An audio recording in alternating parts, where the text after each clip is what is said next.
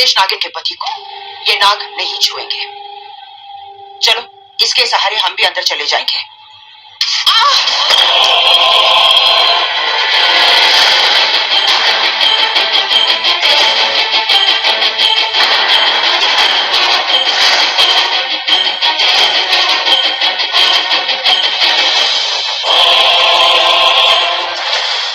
अब जल्दी चलते हैं। इन नागिनों ने इसे रास्ता दे दिया है, इसी के सहारे हम अंदर चले जाएंगे।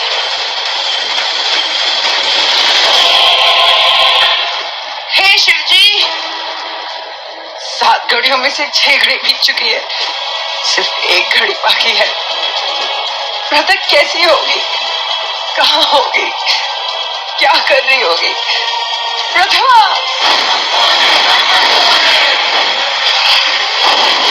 प्रथा अमृत कलश तक पहुंची होगी या नहीं? प्रथा, तुम्हें वापस आना होगा। प्रथा कहाँ? धरती बंद हो रही है, वापस आ जाओ प्रथा।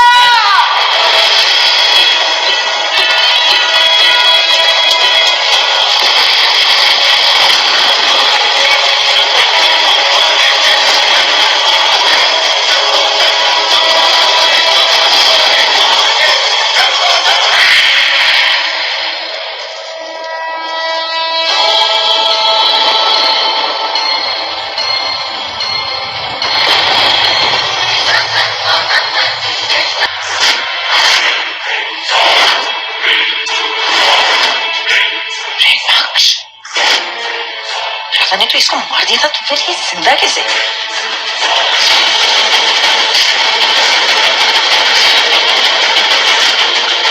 अच्छा जवाब दो, चंदा आंटी कहाँ है? मैं चंदा आंटी?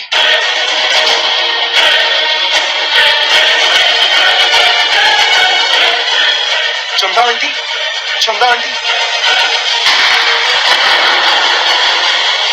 चंदा आंटी, चंदा आंटी आंखें खोलिए। तुम सच में नागिन हो? नागिन जो इस हालत में चंदा आंटी को यहाँ लेकर आई। तुम जानती हो उनकी तबीयत कितनी खराब है, मौसम कितना खराब है। ये जानने के बाद कि उन पे क्या असर होगा, तुम उन्हें यहाँ लेकर आ गई। देखो कैसे जमीन पे गिरी है, नहीं इन्हें उठा लूं, संभाल लूं। तुम्हारे तो माथे पर एक शिकन भी नहीं। क्यों कर रही हो तुम चंदा आंटी के साथ ऐसा? क्या बिगाड़ा इन्होंने तुम्हारा? क्या किया तुमने इनके साथ? ऋषभ जी, मैंने इनके साथ कुछ नहीं किया है। वो यहाँ एक भूकंप आया था तो ये गिर गई, पर वो ठीक है।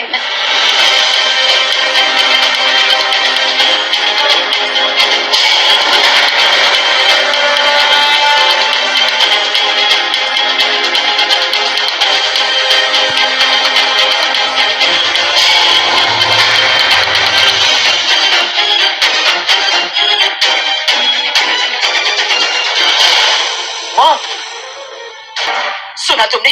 सुना ऋषभ? क्या बोल रही है वो? तोड़ने की बात कर रही है वो। इस लड़की से मैं कितना प्यार करती थी, जिससे तेरी शादी करवाई, और देख आज किस मुकाम पर लाकर खड़ा कर दिया इसने। मैं अपनी फ्रेंड को यहाँ से लेकर जाना चाहती थी, और ये कह रही है कि वो मेरा हाथ तोड़ देगी। बस सीमा,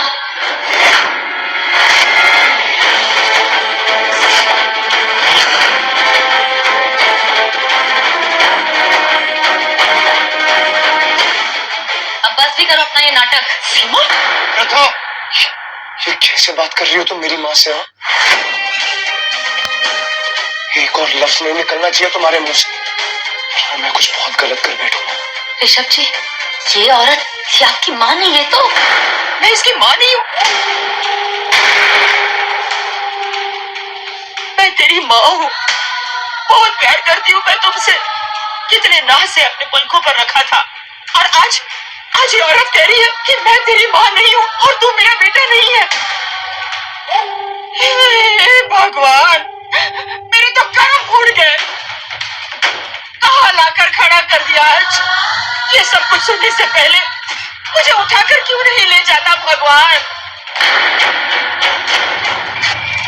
चल, अब वो अमृत कलश मुझे दे दे। ऋषभ जी, आप इन्हें नहीं जानते। हाथ जोड़ती हूँ, हाथ जोड़ती हूँ तुम्हारे सामने, प्लीज अपने इस दोस्त को अपने साथ ले जाने दो, प्लीज। समझे नहीं आप? मैं आपको इन्हें यहाँ से नहीं लेके जाने दे सकती।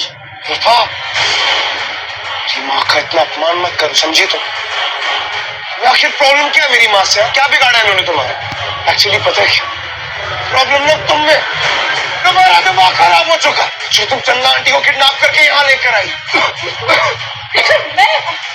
मैं ऋषभ जी, ये कोई बूढ़ी औरत या चंदा आंटी नहीं है। ये आपकी मेरी क्या? अब कोई नई कहानी बनाओगी तुम? नहीं बोलो, क्या क्या लगती है ये मेरी? आप ऋषभ जी, ये आपकी माँ है।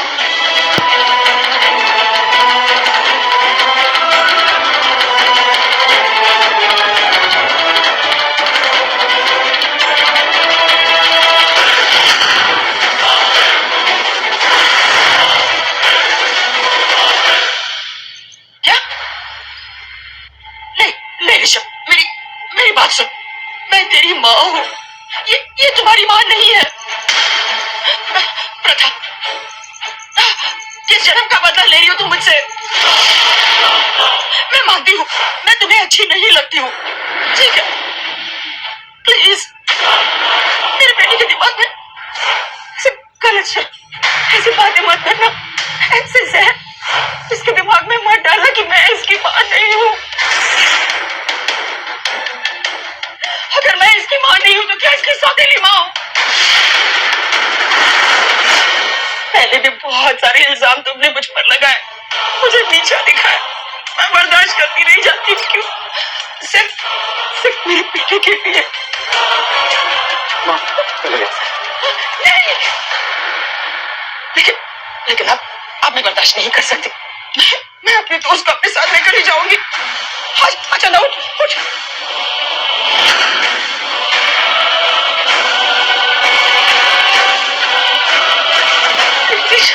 मैंने कहा ना, आप इन्हें कहीं नहीं ले जा सकती। माँ,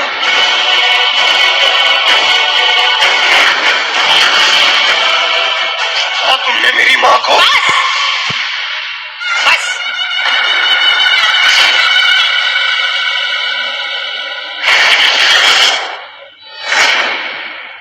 बहुत हो गया ये नाटक और ये खेल।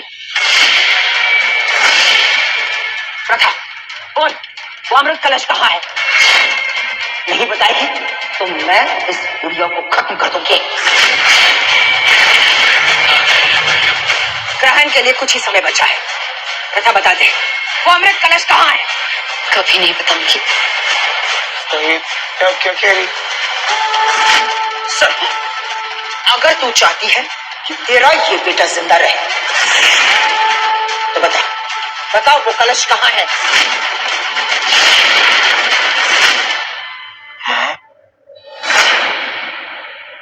क्या हुआ? हैरानी से क्या देख रहा है? यही सच है ऋषभ, मैं तेरी मां नहीं हूं।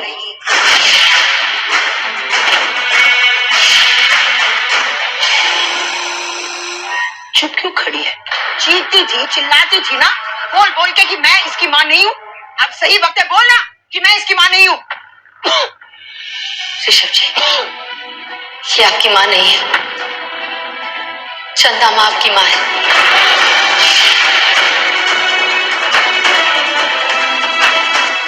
चंदा माँ ने आपको जन्म दिया है और सीमा ने आपको सिर्फ धोखे का प्यार, धोखे का परिवार और धोखे से वार। सीमा और कुछ नहीं, बस एक हसीन धोखा है। चंदा मौसम पार्टी में भी सच कह रही थी कि वो ललित पापा जी की बीवी है। इनकी पत्नी हूँ, ये पति है मेरे, हमारी शादी हुई थी।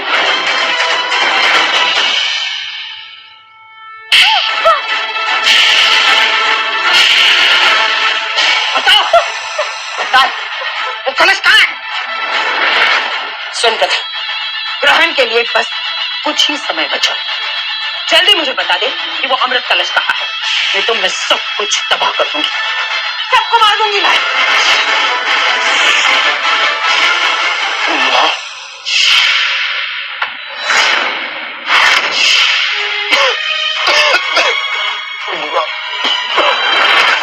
ऋषभ जी, ऋषभ,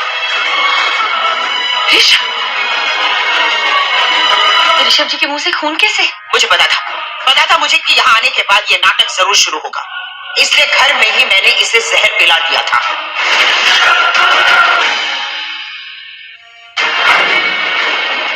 आपके हाथ से मैं दूध तो क्या जहर भी पी लूंगा। तो पी ले।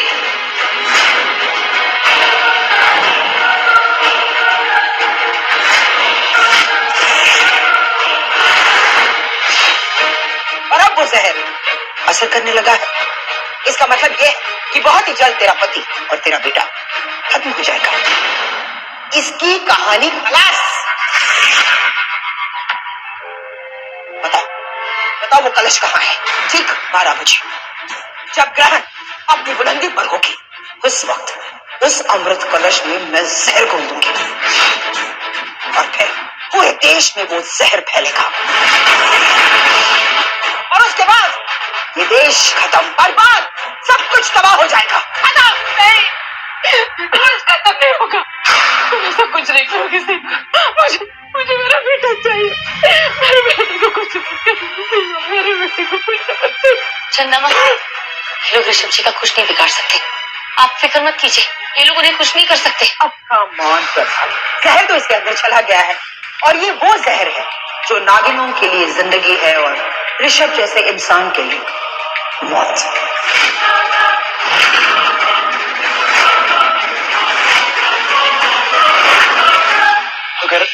अगर आपको कुछ चाहिए था तो मुझसे मांग दिया होता, मैं 1 सेकंड में आपको दे देता।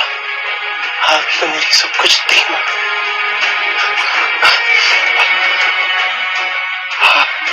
आपने मुझे जन्म दिया होगा, लेकिन मेरी परवरिश इन्होंने की। आपकी असली मां। हाय, कितना प्यार करता है ना ये मुझसे अभी भी।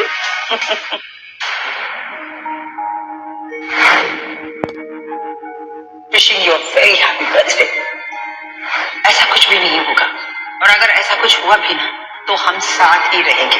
तुम कहीं अकेले चले भी गए ना तो मैं आऊंगी तुम्हें अलविदा कहने के लिए।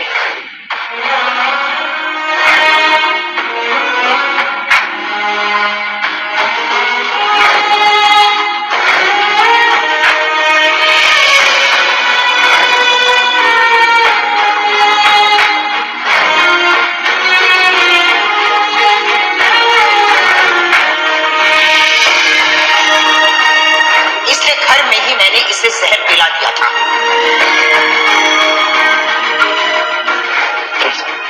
इस जन्म में तो सब नहीं रह पाया।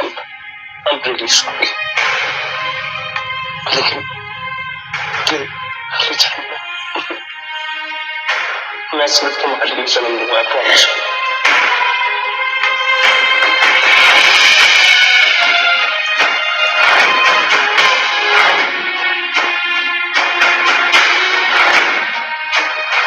किसी और से शादी नहीं कर सकता मैं। आपसे दूर नहीं जा पाए। मैं भी इससे दूर नहीं जा पाया।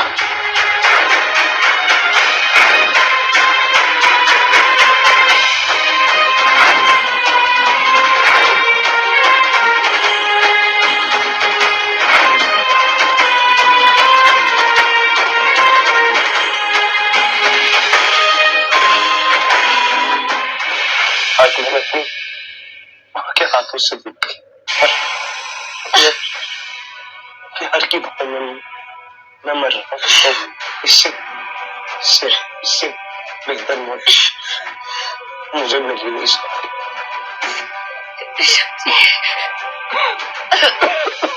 सुनो प्रथा, 1 घंटा, सिर्फ 1 ही घंटा बचा है तुम्हारे पास। 1 घंटे के बाद सब कुछ खत्म हो जाएगा। अगर तुम अपने पति को जिंदा देखना चाहती हो तो वो अमृत कलश मुझे दे दो और बदले में मैं वो औषधि तुम्हें दूंगी जो इस जहर का काट है, जो ऋषभ को एक नई जिंदगी दे सकती है। क्या तुम अपने पति को इसी तरह तड़प तड़प कर देखना चाहती हो मरते हुए? जाकर भी कुछ नहीं कर सकती। प्रथा, चुनने की घड़ी आ गई है। चुन, तुझे इस देश को बचाना है या अपने पति को? नहीं, मैं ऋषभ जी को अपनी आंखों के सामने ऐसे मरता नहीं दे सकती। आज मैं अपने देश को नहीं बचा पाऊंगी। मैं ऋषभ जी को बचाऊंगी। मैं अपने ऋषभ जी को बचाऊंगी। मैं उन्हें ऐसे मरते हुए नहीं सकती। इस देश को कुछ मत होने देना। तो तुम जानती हो कि कलश आए तो उनको कभी मत बताना कि वो कहा जो हमारे देश को बर्बाद करना चाहते।